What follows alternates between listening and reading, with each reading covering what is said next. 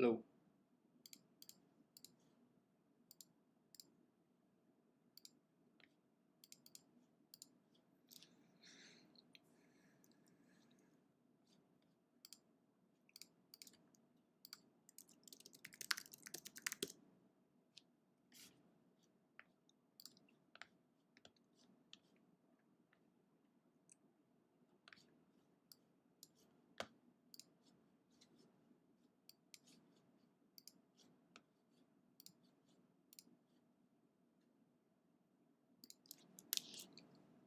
Welcome back to another live stream. I hope it's not too laggy for you. Let me know in the chat below if the audio is sounding good or whether how it's coming across, whether it's too laggy. Doing my best here with the Australian internet, to be honest. You're obviously here for the Rohan Dennis news. It was officially announced on Team Ineos YouTube channel, Twitter, Instagram, across all those platforms about 20 minutes ago, 30 minutes ago in Australia. Slightly laggy, people saying. Okay, let me just adjust some stuff. Shooting mode. Let me just try and adjust some stuff.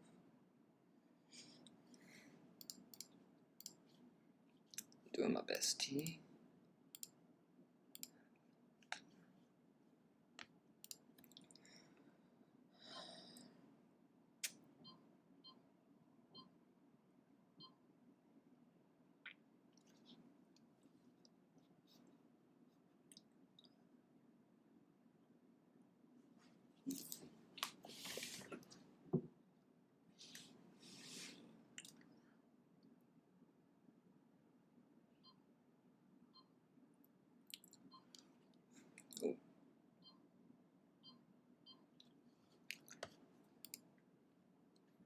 Okay, so if the audio is not too laggy, I'll just get straight into it and talk about it quickly, just for 20 minutes. So he's announced with Ineos. I thought it was funny, if you've seen, we transition over to his sort of announcement page.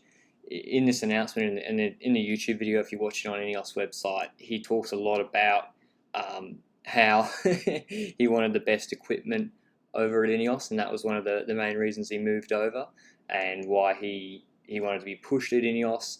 And I think that was pretty much a big parting shot at Bahrain Merida. The other reason I think he's moved over is because there wasn't many other teams that probably had the budget this late in the year to pay him. He's because of what happened with Bahrain Merida, all the other teams, if you look at, say, Pro Cycling Stats and look at the team rosters, they had all the rosters filled up. So for the money he wants, he's a back-to-back two-time world champion. The money he wants, there wasn't really much space for him. So Ineos, they're obviously a big, one of the biggest teams, or the biggest team in cycling. They have the biggest budget in cycling. It was probably the only really team that he could go to.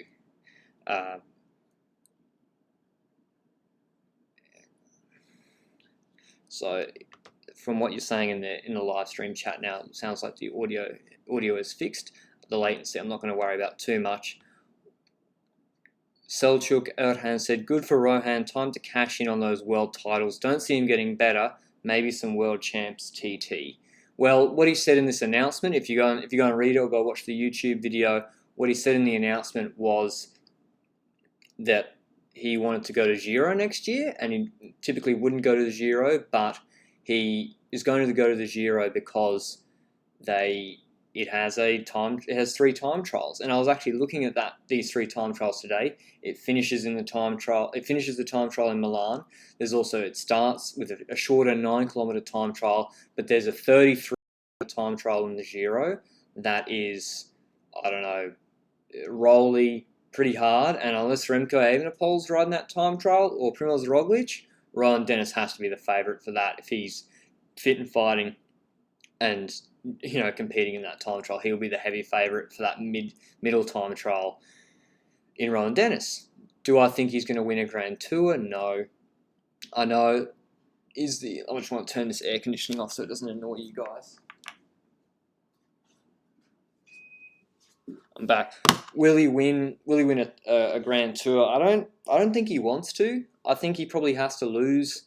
He probably has to lose another 3 kilos, 4 kilos. He's at a real sweet spot right now where he's not so big compared to say, he's not so big compared to like those Danish guys I've been talking to, Matthias Norsgaard and other sort of really big riders that have to. And Filippo Ganna is a good example. Filippo Ganna on Ineos has to put out like 500 watts to compete in the time trial with Rohan Dennis. He's not as small as Remco either. So, true story, right before this announcement, I was actually looking at Remco Evenepoel's 2018 power data, and I was thinking, well, he's just got such an advantage compared to, say, Rohan Dennis, even, who's not that big a guy, but is like 70 kilos. Rohan's still 70 kilos, and does he want to do... If I'm Rohan Dennis, getting paid pretty good money, and, I mean, I don't know what's in his head, to be honest, but if I'm looking at, well, Bradley Wiggins and Geraint Thomas, did it look particularly fun what they had to do to lose enough weight to compete in the Tour de France? I'm not sure. I'm not sure those guys would really recommend it, unless that's been your goal for your whole life. Which I've never really heard Rohan Dennis come out and beat the drum and say my goal in life is to win a Grand Tour. His goals seem to be winning World Championships, achieve those goals back to back, winning Grand Tour stages and time trials. Same way Cancellara dominated those. Tony Martin won a lot of those, 2011, 2012. And I think his biggest goal by far, like above almost, in Australia, Olympics is a big deal. I think winning gold in the time trial of the Olympics is a massive goal for Dennis. I think he probably flirted with the idea, if it was possible, of staying or getting, I don't know, some sort of funding from the Australian Institute of Sport to time over to next season, so he'd just train only for the Olympic time trial. I think Ineos is probably better for him, riding for Ineos. But yeah, I don't think this is a move. This is a 2-year move. I don't think this is a move where Dennis is going to become the next Wiggins. What do you think? Do you think that's wrong? Do you think he's going into that team with Bernal, Sivakov, Souza, Geraint Thomas, Froome? Am I missing anyone? There's a lot of GC guys. I don't think Dennis is. I mean, he came second in Tour de Suisse this year, but yeah. And Carapaz. How could I forget Carapaz? Medbike, M4YO. Do I think he'll be complaining about Pinarellos?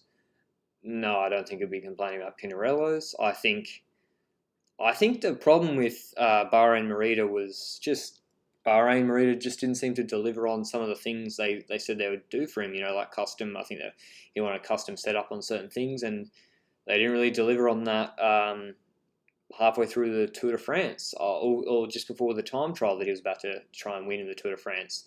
So I don't think he'll have those problems in Ineos. Budget's not a problem with Ineos. Probably the most professional setup in cycling.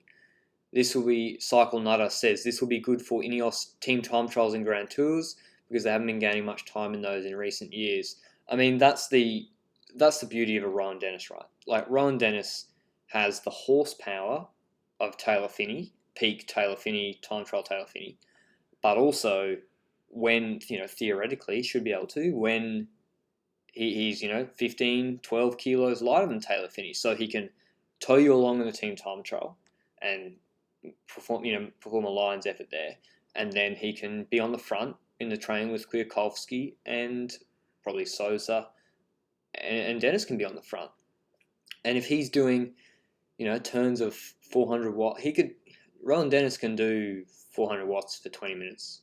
I'm not sure if he can repeat that, but he can do 400 watts for 20 minutes, and that on the front of a mountain train at 70 kilos is going uphill pretty quick. So I don't know what he's agreed with Ineos. I've already got in trouble from Adam Hansen from speculating about what goes on with Rohan Dennis, but I don't think he'll be doing mountain domestique duties too much next year. It's a 2-year deal. I don't think he'll be doing mountain domestique duties too much in 2019 season. I think he wanted to go to a team where it's all about him getting the Grand Tour stage wins, in the Giro and peaking for Tokyo gold medal. And that's exactly what he should be doing. That's exactly, if you're Rohan Dennis, that's what you should be doing, because you're the best time trialist in the world, and probably second best is Evenepoel. Selçuk Erhan Dumoulin is supposed to be in the Giro too, not confirmed. Rohan will win multiple time trials in the Giro for sure and work for Bernal or Carapaz. I don't think Carapaz will be. I think Carapaz will be working for whoever goes to the Giro d'Italia. I don't think Carapaz will be Ineos team leader there. I was looking at the profile today. As long as his time trialing is not too bad, the Giro suits Egan Bernal a lot more than the Tour de France, because it's got climbs at altitude. Colle d'Agnello goes to 2,700 meters. I think Stelvio goes to 2,700 meters, and they're doing the hard side of Stelvio. Remember Col des Errants climb was up to 2,700 meters, which Egan Bernal dominated in the Tour de France this year, and he wasn't even going full gas. But the problem is those 3 time trials, and if Tom Dumoulin and even Roglic, if they're riding Giro, one of them will be for Lotto or Jumbo-Visma or riding Giro, then can Egan Bernal make up enough time? I don't know. It'll be interesting. That'll be really interesting. I think Bernal should probably go Giro. I haven't checked the Tour de France betting odds, though. If you check the Tour de France betting odds and Egan Bernal is now 25-1, then that suggests that someone knows something about where Egan Bernal is going next year. Ineos versus Jumbo, how about now? I don't think this changes too much. I don't think Rohan Dennis is going to be the difference between, maybe he is, but I don't think he'll be the difference between Ineos winning the Tour de France or not winning the Tour de France. Well, he won't be, because he's not riding the Tour de France. I think he's a massive addition for Ineos, because they now have someone who's probably 2-1, or two, or probably $1.50-1 almost, to win an Olympic gold medal. And how much is that worth to you? Ineos aren't just about winning sort of traditional cycling events. If anyone's been paying attention or alive at the moment in the last 2 months, Eliud Kipchoge 159 event. It's not even a real marathon. And it got more viewers, I think, got more views, more play on social media than almost Chicago Marathon, London Marathon.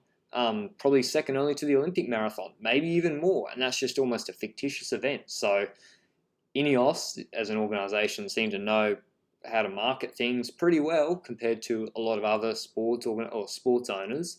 And having a guy who you can market as, this guy is going to go and win, go for Olympic gold medal. Plus, he's also came second in Tour de Suisse, and does fit the mould for a domestique who can rip monster turns in the Giro. Yeah, that's a great signing for Ineos. I don't know what he's getting paid. Never gets made public in cycling, but yeah, they probably didn't even have to pay top dollar, because they kind of probably had a bit of negotiating leverage. What was Adam Hansen's problem, Daniel Longworth? He thought I was being irresponsible by speculating on why Bahrain Merida might have terminated Rohan Dennis' contract. But then I said, what did I say that was wrong? And he didn't respond. Yamcha Kund, Colle d'Agnello, 2,700 meters. Stelvio, 2,700 meters, is around 2,700 meters. So Tour de France, correct me if I'm wrong in the chat, Tour de France, I don't think there's any climbs that go above 1,800 meters in 2020. So if you're Bernal, you're supposed to be an altitude specialist. You just won the Tour de France because you dominated the altitude stage. You think Giro, but anyway. Has everyone now watched the Rohan Dennis interview, the YouTube video? It's on Ineos's YouTube page. I think he said he wanted to join Team Sky in 2012, and it didn't work out. Obviously, Ineos are still Team Sky, and he said that he's joining the same team. I think he likes the fact that, yes, marginal gains is a myth in one sense, but marginal gains are also true in that I do think Ineos, if Rohan Dennis said in this interview, one of his things he likes to do is go to the team and say, "Oh, I want to do this improvement. Can we improve on this? What can I do different? and he's sort of more collaborative in that sense. And probably the Bahrain Merida issues was they were like, here's your time warp, go and win the TT. Whereas I think Ineos are more Ineos will be more collaborative and open minded about that. Probably have better access to engineers and whatnot. Although Bahrain sort of got McLaren, but whatever. I think he'll have a better time at Ineos, to be honest. So let's just have a look quickly if I can find it. Let's have a look at Rohan Dennis Pro Cycling Stats. If you can see this. Oh, you can see this. Look at Rohan Dennis Pro Cycling Stats. And what did Rohan Dennis do in 2019? And so he's going to ride Tour Down Under again. He's from Adelaide, I think, or has family in Adelaide. He's got his first event is the National Championships Australia Individual Time Trial. Now, for those of you that don't know, this is where the problems started with Bahrain Merida. This is where the problem started on January 6th. So our Australian National Championships are really early in the year. Same with Colombia's very early, but compared to European nations, they're in sort of the middle of the year. Dennis lost. So Dennis has won it, I think, 3 or 4 times, and he lost to Luke Durbridge in 2019 in January by 22 seconds on the time warp. This is when he was on the Merida time warp, and I think it was at this point when he lost the individual time trial. He's like, you need to do something needs to change with this time warp because it ain't as good as the BMC. So I'll be very interested to see how it'll go. He'll be in the World Champs colours in Jersey, Ineos as well, on a Pinarello. That individual time trial will be, I think, a really big event because of this announcement. He'll then get into the Tour Down Under. Maybe he'll get a stage. He does pretty well on Wollonga Hill. Came 4th last year. UAE Tour, Tirreno Adriatico. I think he's come podium on Tirreno Adriatico in previous years, maybe 2017. There won't be any Amgen Tour of California, so he'll be racing Giro d'Italia instead of Amgen Tour of California, and then I think he'll be I thought he came second in Tour de Suisse. That's right, he came second in Tour de Suisse. So will he, after Giro d'Italia, completely take the time off and peak for Tokyo Olympics? I think probably most likely. That sounds like what his program is. From here, you can see where are we? They don't really say here, but yeah, he hasn't mentioned anything but Giro and Tokyo Olympics. So I'd be surprised if he did Tour de Suisse again. I think it'd be Giro straight to training. And then obviously World Championships individual time trial last year. This was a dominant performance. Like, let's be real. Evenepoel's a freak in his own right, and Dennis put 2 minutes into third. I know it was over an hour course, so quite a longer course. It's not like it's half an hour, but he's such a versatile time trialist, back-to-back time trial champ. I think it's a good signing for Ineos. Hold on. Have I ever been to Nerang Velodrome on the Gold Coast before? Yes, I have. A couple of years ago. Gissas. Isn't Bernal going for the Giro Tour combo? I know Egan Bernal has said he's going for that combo, but I don't know whether he'll be allowed to. Maybe he will. I mean, he seems to be like Valverde the younger in that he can just ride, given how much he trains. All right, let's have a look as well. Let's have a look at the Team Ineos roster now that Rohan Dennis has joined. Pretty crazy lineup that they have now. It's unbelievable. So, Egan Bernal, David de la Cruz is out the door. Kenny Elissonde is out the door. Chris Froome's coming back, so Tour de France is his target. Filippo Ganna. So imagine in a team time trial, they've got the first. Let's go back to this. Ineos now have the first and the third, based on this individual time trial, best time trials in the world in Filippo Ganna and Dennis. And they're, Ganna especially, he just broke the 4-kilometer track record. Big units. I mean, yeah, if there's any team time trials in the Tour de France in 2021, because there's a 2-year contract for Rohan Dennis, man, that's definitely strengthened up the team time trialing. Kwiatkowski, while Poles is gone, he's gone to Bahrain Merida, so swap with Rohan Dennis. Who else? Diego Rosas, Salvatore Pucci. I'm not sure if Rosa's gone. Pucci, I think, staying. Pavel Sivakov, big rider to watch in 2020. Obviously, already won Tour de Pologne this year, but I'm expecting even bigger things out of Pavel Sivakov next year. Geraint Thomas, Dylan Van Baarle. Wow, crazy. Dylan Van Baarle and Rohan Dennis, Filippo Ganna.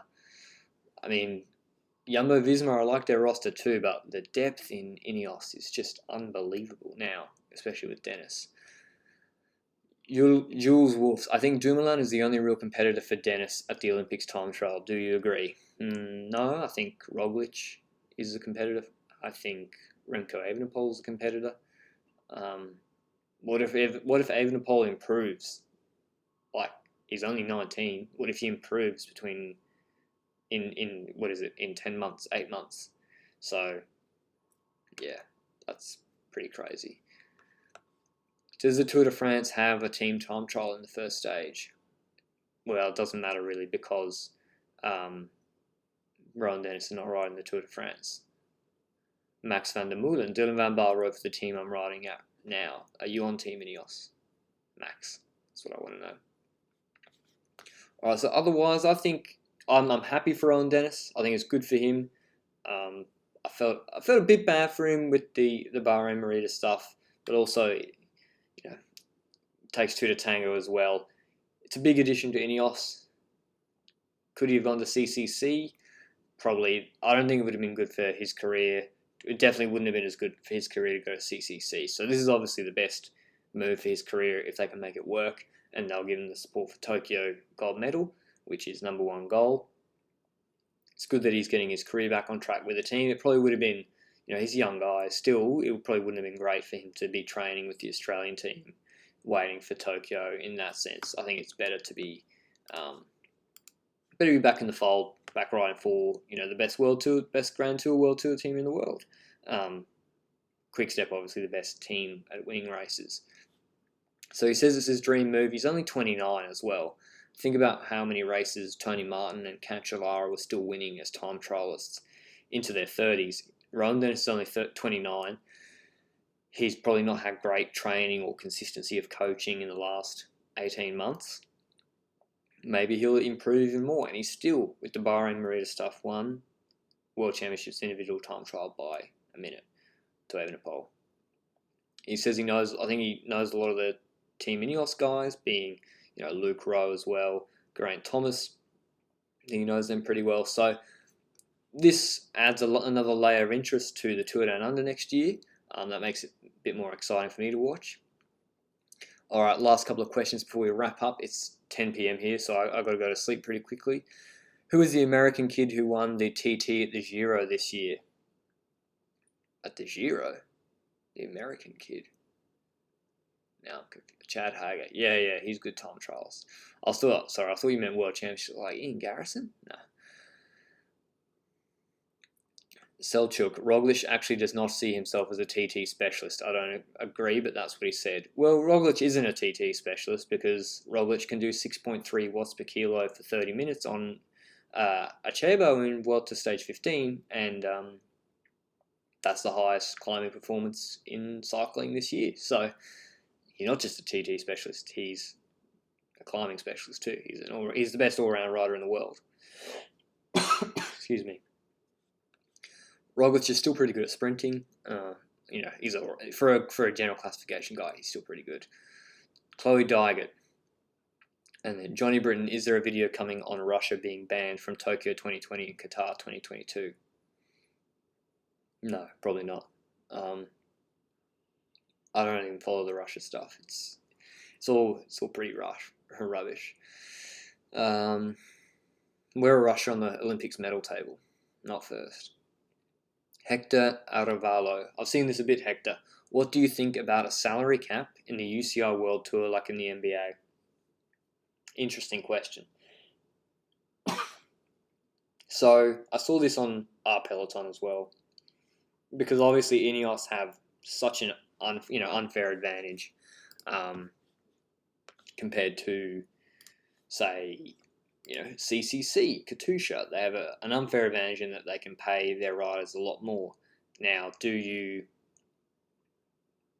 I'm just worried with sort of things like a salary cap. They get avoided. So, do you trust? Probably not. Do you trust the UCI or whoever to implement a salary cap and make it so effective, or to actually implement it properly? Excuse me, just got to get some water. Jeez.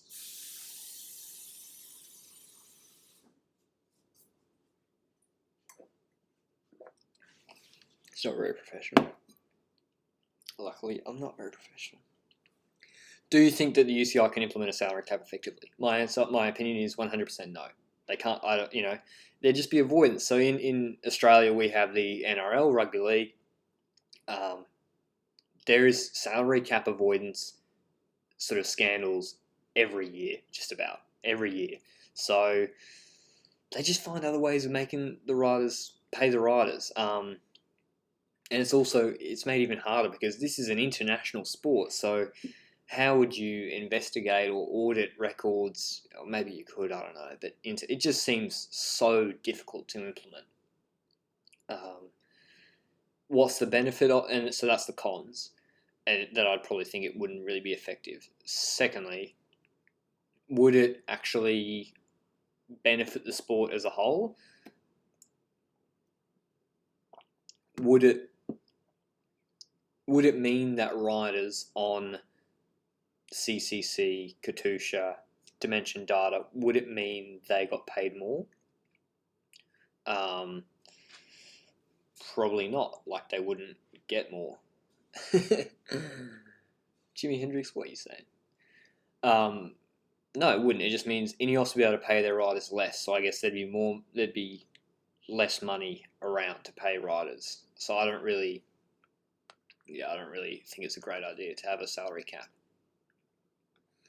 In the NBA, it works because the teams, all the teams, have so much money, and they also have revenue sharing amongst the teams. Same in the NFL, they have revenue sharing.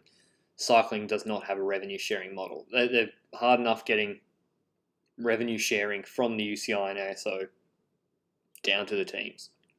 Let alone, imagine if you go to Ineos and say, by the way, you're going to actually financially prop up. So you're going to, all your marketing success, winning the Tour de France, that money that you get, you're going to feed that back to Dimension Data and Cofidis. Like, Ineos, I don't see it working at all. Let me know if you have a different view.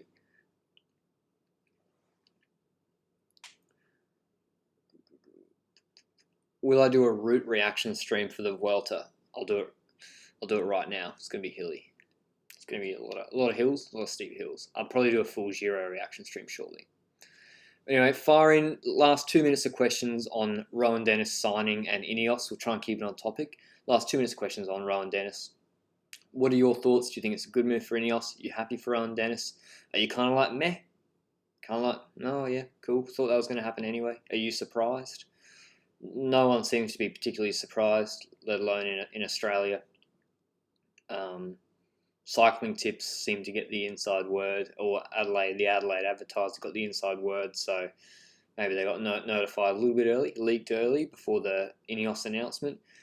And I know my audio's been lagging in this live stream, but listen, this is some back of the couch Australian internet poverty stream, and we still got nearly 200 people watching, and America's not even awake yet. America's asleep. So I'm once again happy, eternally grateful for your support. But my point is, Ineos, I know my production quality is not good. Can you check your video that you're putting on YouTube to announce Dennis signing? Check the video. The audio's not synced. The audio's not synced with what Dennis is saying. And I know the irony is at the start of this stream, the audio is sort of desynced to my mouth. And that's probably because I got my streaming at 1280 720 and my camera is at 1080 60. That's my fault. But I'm not a professional. I'm a scrub. So Ineos, whoever you hired to do that video, dock them a day's pay. Can I do a video about Ineos versus Jumbo Visma? Yes. I can do that, Max, and I will do that, maybe in January. Do I think he'll like the bolide and cask? Yes, I think he's going to have to wet you up. Although he does like those Giro helmets he wore at BMC. Gisas. Good for both of them and for the sport. A talent like Dennis's can't be wasted. I agree. That's what I was worried about. He's the best time trialist in the world. He should be on the best team in the world. Chiro Romero, muy buen día. Gracias por tu comentario. Gracias, Chiro. Yeah, Hardway Latino just mentioned that Ineos also signed up Brandon Rivera. He is Egan Bernal's best friend from Colombia. I don't know how good he is. And I think that's all, guys. So I've said what I need to say about the Dennis signing. Everyone, book it in your calendars now. Adjust your sleep schedule. The individual time trial, national championships for Australia. I think it's on January 4th or 6th. It's at Ballarat, or near Ballarat in Buninyong. That will be interesting. That will be the first time Rohan Dennis appears with his, whether it be a cast bolide helmet and a Pinarello time trial bike. We'll see how he goes. Remember last year, the warp didn't work out too well, and that started all the problems. Alright, thanks for tuning in, guys. Got some more videos coming out this week. I'm thinking about doing a live stream of Remco Evenepoel's power data analysis, but I've got a few other things coming as well. I said it in the comment to one of the previous videos, the Contador video. Thanks for watching as always. We've got big things planned for next year. I sort of just did this on the spur of the moment, so apologies for any of the technical issues, but thanks for bearing with me, and I'll see you later.